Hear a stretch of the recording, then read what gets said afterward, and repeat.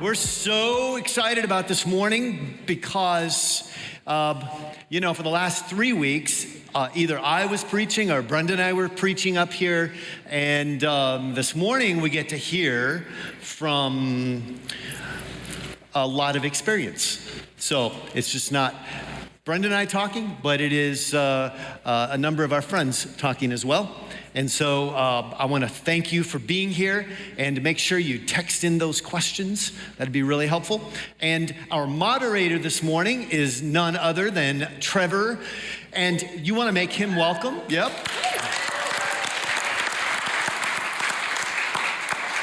So, Trevor, take it away. Do your thing. Yeah, so again, welcome. We are wrapping our series on parenting and other scary stories. So again, shoot a text to that number. I'm going to be monitoring the texts. Nick, I got your text. That's funny. But first I wanted to give a little bit of intro, a little bit of background on the panel here. We've got Jansen Utek on the far. He is the director of Restore Students, and he is married to Danny and also a parent, just freshly a parent of a 7-week-old, I believe. And then next down the line here, we've got JB and Carla Hostetler. And I've got the stats on the length of marriage here. I want to make sure I get them right. Married for 25 years and 3 kids. 25 and 3 kids, all who are in high school. Gene and Brenda Troyer then are in the center, married for 33 years with 2 kids and 3 grandkids.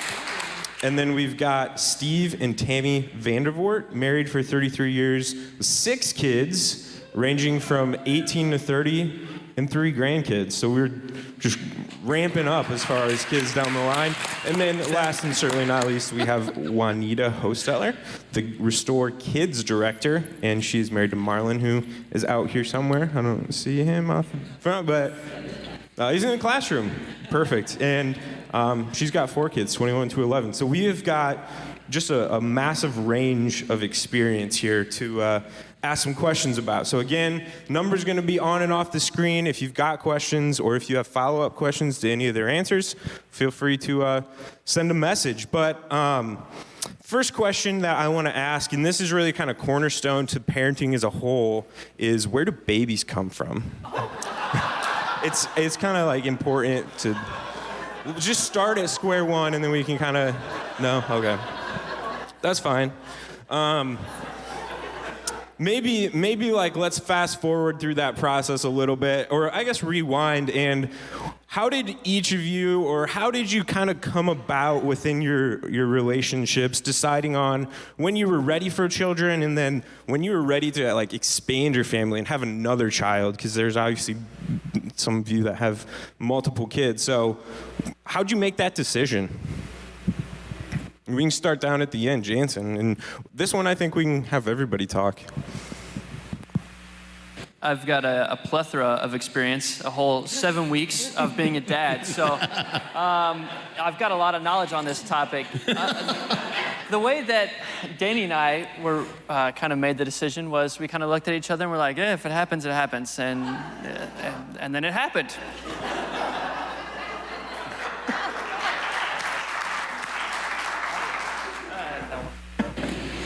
I think we decided that we didn't want to do it right away when we first got married. Maybe that's my experience, but I remember thinking we would like to enjoy married life for a little bit before we had kids, but knew we wanted to have children, and it just felt like if we waited a couple years, and then just felt like the right time. So we waited 5 years, and then had our first son. And then had our daughter, and then also knew in our parenting journey that adoption was on our radar for the entire time. So we didn't know if it would come first or second or third. So adoption came third in our family. So that's how we wrapped up our family, and we felt like 3 was good.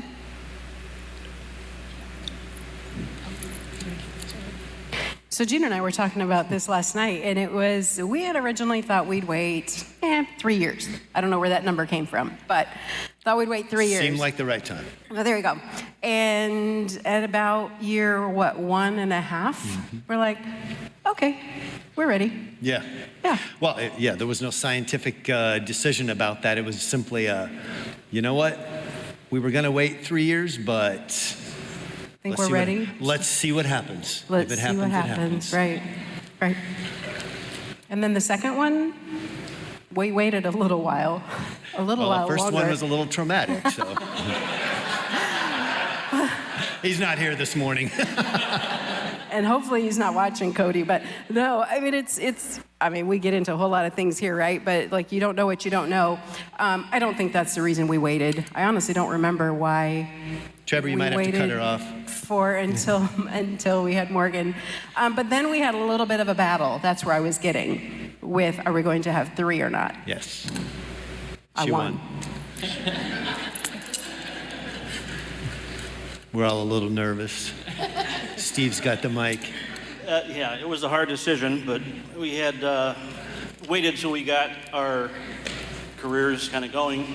And one of the things we tell people, though, too, is because they say, well, how'd you afford 6 kids? And I said, well, if you waited until you could afford it, we would have had any. And It's true. so it's just one of those things that, I guess evolves, I guess. But no, we prayed about it, and practice makes perfect.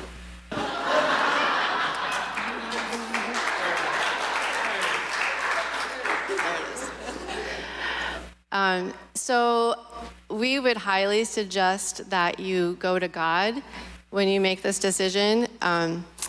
We had 4 children, and then we decided we didn't want any more because 4 is a lot. And so Steve had a vasectomy. Then God said something different. Then he had a reversal. Then we had 2 more. And then he had another vasectomy. Now we have cable. So anyway, just pray about it before you do anything permanent. Not sure how to follow that. Actually, we decided to have kids pretty early on. We wanted to be young grandparents. So I don't know if that was just kind of a plan for us. And then we had 2, and I was very satisfied. My husband was not. And so we just spent some time praying, and 6 years later, we had 2 more. So it really, I don't know if there's a scientific method or any science to it. It was just what God put on our hearts, and that's what we did. Awesome. Yeah, I think there is some science, at least biology, in the whole process, but That process, the deciding factor. yeah. So yeah, now we got a little background. Again, if you have any questions now that you know the background, you can feel free to send a text. Everything will be anonymous as well, by the way. Nick sent me a joke and he told me he was going to do it, so that was the only reason I knew it was from him. But other than that, yeah, it'll be completely anonymous. We had questions on social as well that came in over the past couple days, so we'll get kicked off with those. Any advice on creating or setting expectations and boundaries with family members for your kids? That's a tough one. We're getting right into it. Steve's nodding like he's got something to say, I think.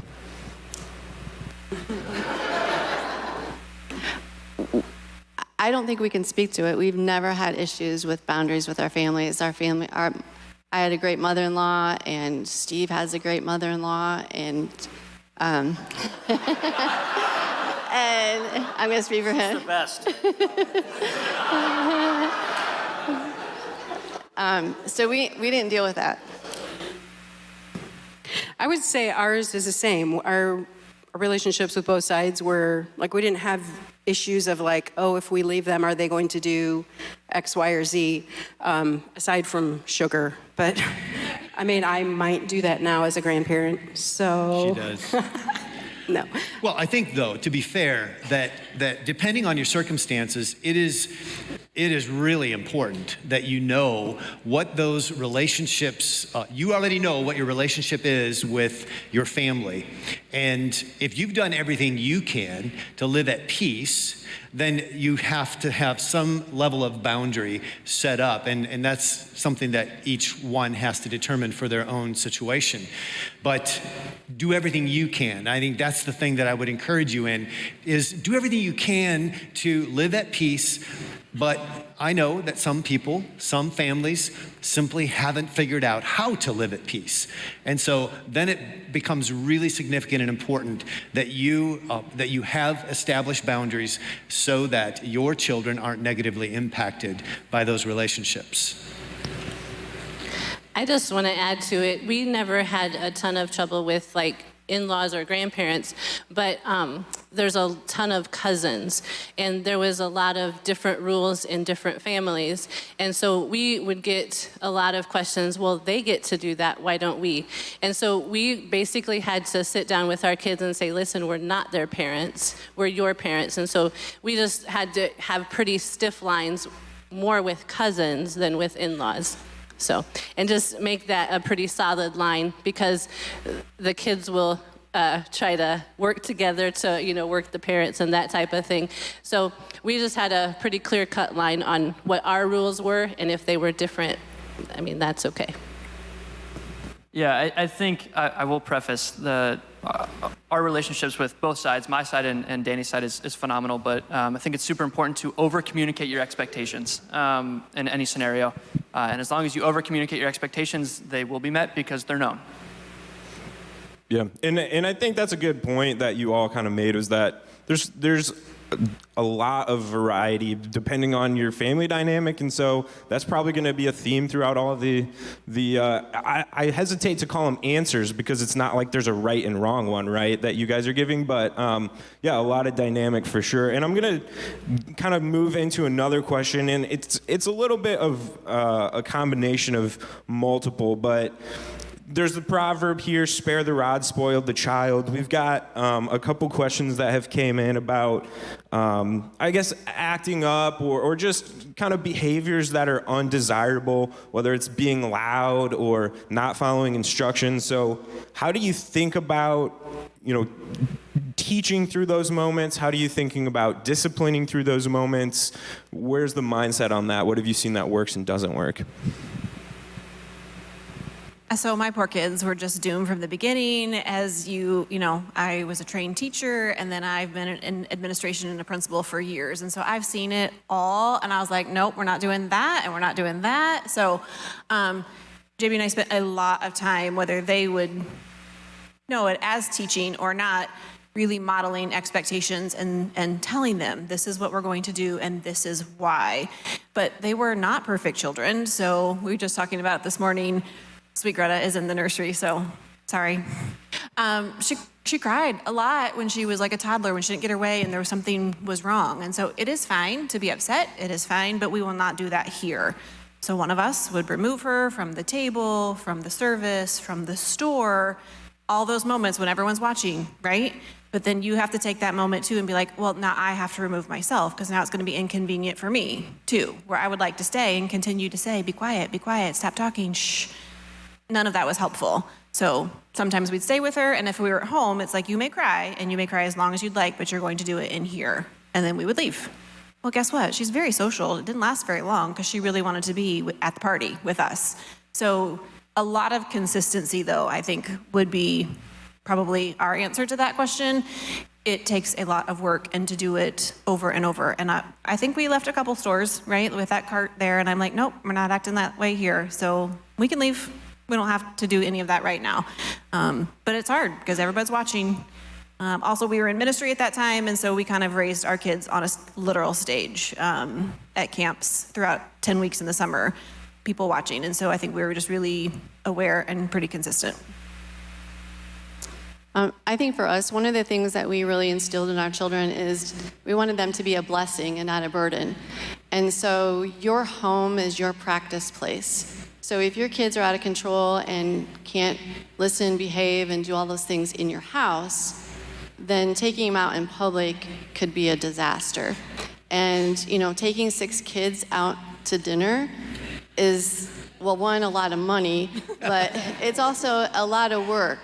But it was a treat for our kids, and they knew that if they couldn't behave when we were out, because other people are enjoying their dinner, you want to make it so it's not about them, but it's about the people that are surrounding them.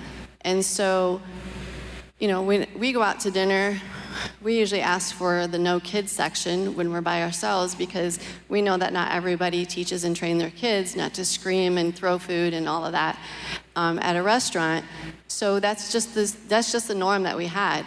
You act, like you need to in the restaurant, and we can go out.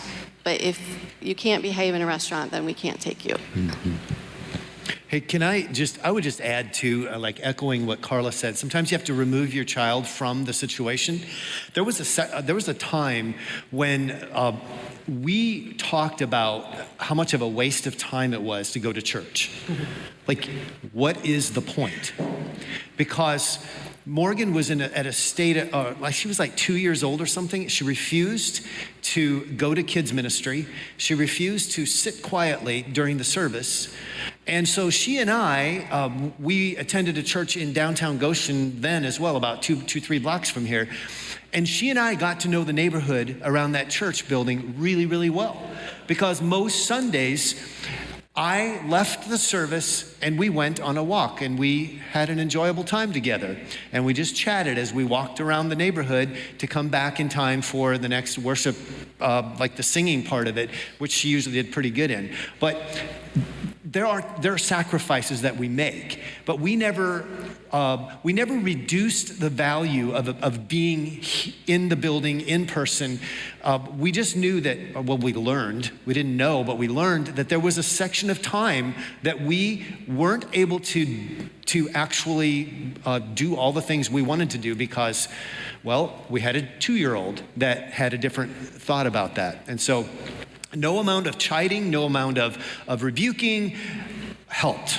It was a period of time, and it seemed like a long time. I really don't know how long it was, but I just remember leaving the service many times and walking around the neighborhood with her, and then we'd figure it out when we got back.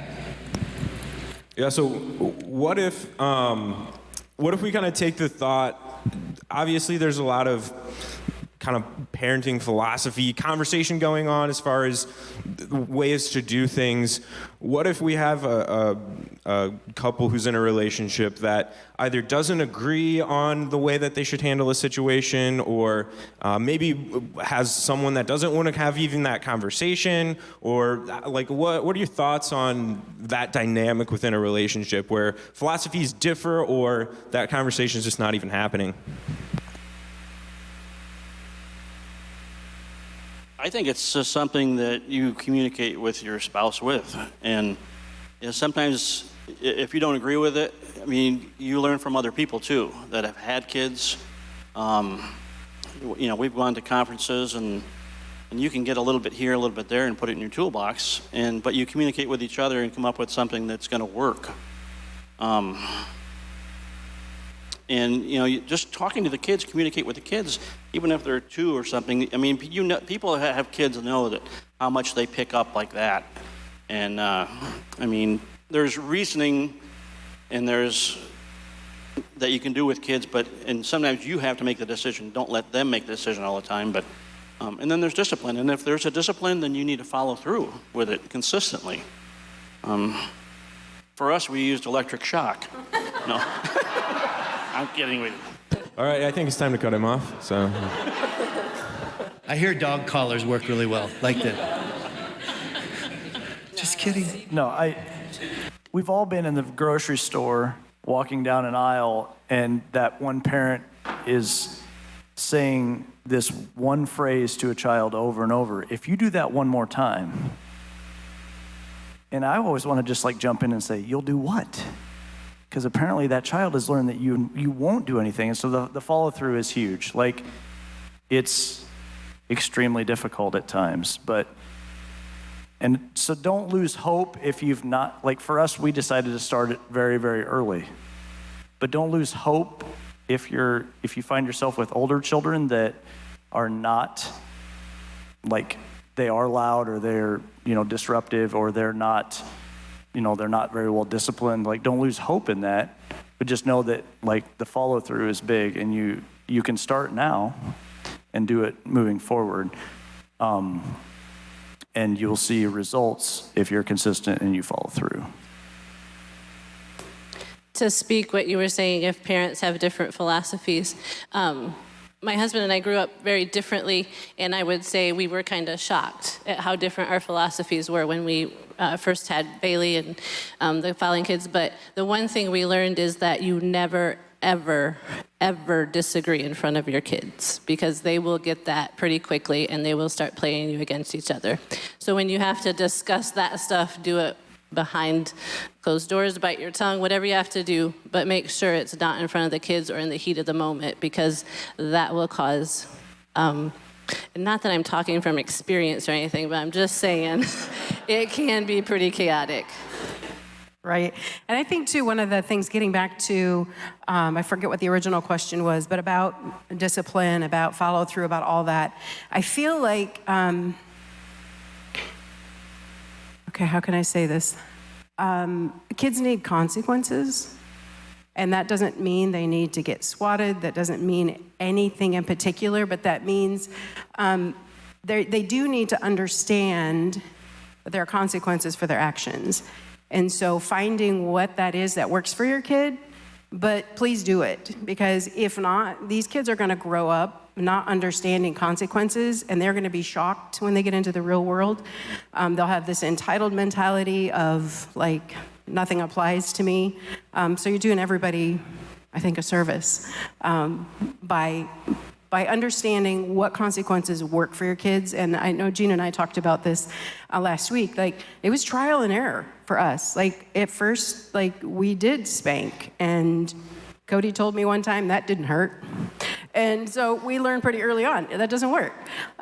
So find whatever it is that works for your child and stay consistent, for sure. I do want to add to that. I might be stepping on toes here, but I'm going to do it anyway. If you count to get your kids to obey, stop. And the reason I say that, because we started out counting because we didn't know any better. We didn't do it for very long because we went to a conference, but our job as parents is to train our kids to listen and obey, because when they become adults, we want them to listen and obey what God says. That's the goal of obeying. And the example that we give is, if you have a 2-year-old and you're out in your driveway and they're running towards the street and you say stop, do you want them to stop right then before they hit danger, or do you want to count to 3 before they get hit by a car? And that's exaggerating, but it really is reality, is that if you can't obey immediately, then what we called it was delayed obedience is disobedience. And so I just encourage you, if you're counting, to revamp that so your kids can hear the voice of God, and when he says do something, they don't have to wait for God to say 1, 2, 3, 10. So, kind of on the other side of the whole parenting coin, I mean, there's obviously the active parenting of your children, but kind of reflect on, if you've got some experiences that were either very positive or very negative, on balancing your relationship with your spouse, your career, relationships with friends, your own personal time. How did you see yourself handling that, both for the good and the bad? And, obviously make more time is not possible, right? Like, there's a certain amount of hours in the day. So what did you find yourself doing as you kind of worked through that in your parenting? So we have said before our kids were born, I think we did quality over quantity. That was the motto that we chose to live by. JB and I have both worked full time since our kids before and when our kids were born. And so we were at work a lot. And so then when we weren't at work, we tried to be really intentional about the quality of the time that we got to spend together. So I think you can do it however it works, but it's easy to be distracted. We've not figured it all out, but I think that also there are times when you can be in the same room and just be, but then there are other times you really need to engage. 3 teenagers in our home right now, and so sometimes we have to be more intentional with our questions and dig a little deeper. And there are times that they are free, and there are other times you're like, not today. But I think that that's the motto that we have chose to live by. And then in that, we have put our relationship first too. And there are moments that we got lost in there for sure. And there are moments where you're like, will we ever go out again? Will we ever get to spend any time alone again? But they do go to bed, right? Eventually, they go to bed, and then when they do get older, and that release of responsibility as well. If you can stay home for a few hours, will we go out? And this is why we're doing it. So you're also training them to be responsible with their free time, so that we could have time together as well. One of the things I think that we did, which I didn't do at first, was we would always have a date night, and as the kids got older, we made it clear to them that we come first. You know, not that we don't love them any less, but we come first because we love them. And for me, that was difficult because, you know, when we first had our kid, Braxton's our guinea pig, for me, it was like all my attention is going to go toward, you know, taking care of the kid and or the kids, and it was difficult for me. But you know, that was one of the things that we learned, you know, that to put each other first, and there's security that your kids get from that, knowing that, you know, we're together in this whole thing, and we're first. And like I said, we're not putting them, you know, not loving them any less. It's just, you know, it's the foundation, I guess, is what we're doing. Sorry, I don't have anything funny to say about that. Yeah. And I think, too, some of us are at the stage where our kids are grown and are moving out, and you don't want to get to the end of raising your kids and look at each other and go, who are you? So it's really important to keep that relationship going. Yeah, so we're starting to kind of get near a time of closing. We've got some time left, but we want to get a couple questions through. I know we're definitely not going to be able to get through all of them. I apologize. I talked to Gene before, and I don't know exactly what forum it's going to take, but they will try and give answers to all of the questions that we receive at some point in time here. So apologize if we don't get to yours here, but we will try and move through some, here. We've got a lot of questions, and again, I'm going to try and summarize here regarding technology use and social media, and when's the right time to set those boundaries or release those boundaries. And I guess I'll even spend like having conversations about putting social media in the correct light, and things that are happening in culture in the correct light in your children's lives. So that's a lot to tackle in one question for sure, but trying to be a little cohesive here with these questions. Well, I would say first thing is you got to check yourself. The whole social media thing, if you don't have control over it, your kids won't either. We did not have that battle when our kids were young. So all I'll say to that is, I'm sorry that you have to deal with this, because it is a big monster. And even like kids having phones by the time they're 3, and all of that stuff is a big thing you need to navigate. And again, it's going to be a thing where you've got to decide together what the boundaries are going to be, and then stick to them, because everybody else is doing it, Mom. So you have to be prepared for that. So this is a hard one for me because I grew up Amish for a little while, so technology was not a part of my childhood. As a teenager, it still wasn't because I'm older.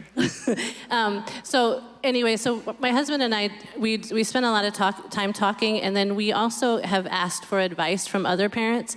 And what we've found is this is how it is. Like, technology is not going to go away. It's not going to get any less. It'll be more, if anything. So we have to help our kids navigate that. Teach them boundaries. Teach them, like, check their phones, see what they're looking at, ask them questions, set guidelines, and follow through, like with any kind of discipline, follow through with those guidelines. Man, I don't know how many times I've heard one of my children, I won't say his name, one of my children say, but Mom, everybody else is on social media. I don't care, you're not on social media, because we've set that boundary. And so I think it's very, very important to figure out what are your boundaries, but then to walk it with the kids, because it's here, it's not going anywhere, and it's just like anything else. We have to teach them how to do that. Yeah, JR already has a phone as a 7-week-old, so we're pretty forward thinking here. I've got a unique perspective as the student director now, and as someone who kind of grew up in this era, like kind of the beginnings of it. Social media is a very powerful tool, and it can be used for really good things, and it can be used for really bad things. I'm looking at you guys because these are some of the students here. Be careful what your eyes are taking in. It's how you communicate to each other, and that's really cool. We want to prepare you guys for your future, not how our future or how our past looks. Like, we want to raise you up so that you are successful for your now, not for ours. So whereas playing outside was a really huge thing for me, it might not be for y'all, and that's okay. That's just a different era that we grew up in. So I just think it's really important to understand the power of technology, the power of your phones, and it can be used as a really good tool. And with that, I would add, if you do allow your kids to have a phone or a computer, make it accessible make sure it's accessible to you.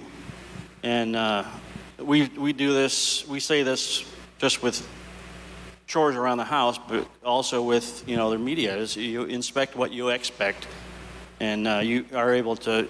You should be able to get on their phone, get on the computer, and find out what they've been doing. So inspect what you expect is what I would say. I want to echo what Juanita said. Like, when they say everybody else is, it does feel like that, and depending on how long you wait to give them their first piece of technology, it really could be that. So stay strong. You're not the only one. You just got to find your people. There are others out there. And then I think JB and I also have talked a lot about we're not raising kids, we're raising adults. And so we have talked a lot about in our house about, like, you are practicing who you want to be. We go to practice and baseball practice because we want to get better, so we want to get better at all these other things as well. So framing it that way, that the decisions you're making with your phone right now truly have lifetime consequences. And we can all make mistakes, and we can come alongside, and we can inspect it, and then we can redirect, and then you can consequence. So, right, too, like, I'm still paying for that, and you are not. And so you can still get a hold of them other ways. And they borrowed their friends' phones because they really did all have them until they got theirs. And fair isn't equal, right? So we did set a time, and it was the same for all of our kids, actually, but you also know your kids best. And so if 12 for you and 14 for you, maybe fair and equal aren't the same, but I think that's kind of across the board in discipline as well, and all sorts of things. It doesn't always have to look exactly the same.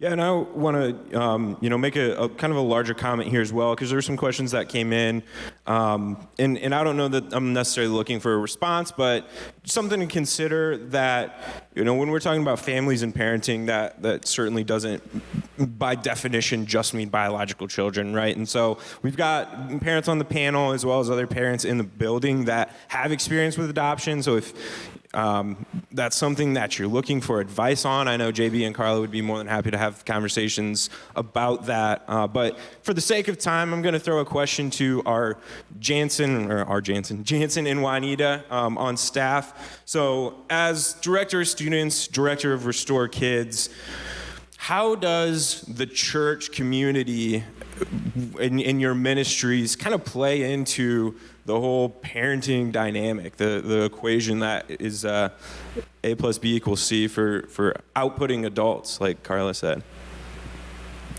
Yeah.